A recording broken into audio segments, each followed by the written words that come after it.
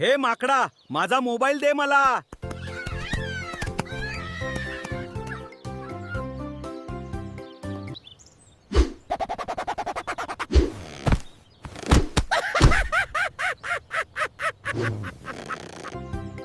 नाही देणारा.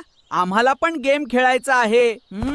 मला पण कंटाळा येतो झाडावर उड्या मारून. माकड खूप खोडकर दिसत आहे. झाडावर खेळायचं सोडून मोबाईल खेळतोय.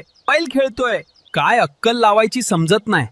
ह्या माकडांना टोपी फेकून देतो वरती, मग तो पण माकड काही मोबाईल देत नाही. आता काय करू?